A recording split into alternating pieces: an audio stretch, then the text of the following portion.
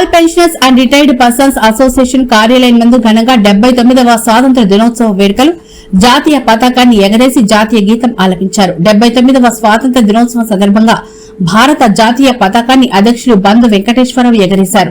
ముందుగా Gandhi, doctor BR Ambedkar చిత్రపటాలకు పూలమాల వేసి నివాళులర్పించి తెల్లదొరల పాలనను వ్యతిరేకించి గాంధీ మహాత్ముని అహింస సిద్ధాంతం ద్వారా స్వాతంత్ర్యం పోరాటాలను సాధించిన దినం ఈ రోజు అని వారు నిర్వహించిన పోరాటాలను వివరించారు.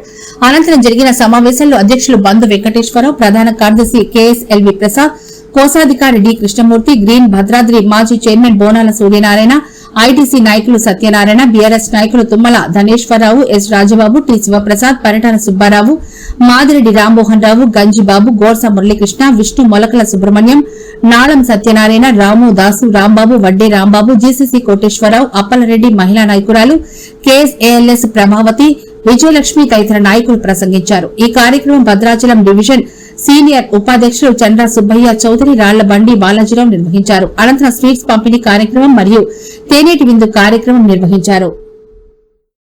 శ్రీరామనవమికి పెద్ద ఎత్తున దాదాపు 4-5 క్వింటాళ్ళు పుచ్చకాయల్ని, మరి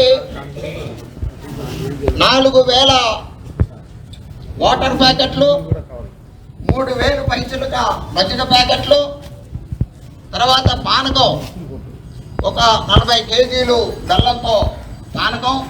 ఈ రకంగా మన భద్రాచలం మరి పుణ్యక్షేత్రాల్లో దక్షిణ భారతదేశంలో ప్రముఖమైంది మన శ్రీరామాలయం. ఈ రామాలయానికి వచ్చినటువంటి భక్తులు మరి ఎండలో ఇబ్బంది పడకుండా మధ్య మధ్యలో మనం వారికి మంచినీరుని, మజ్జిగను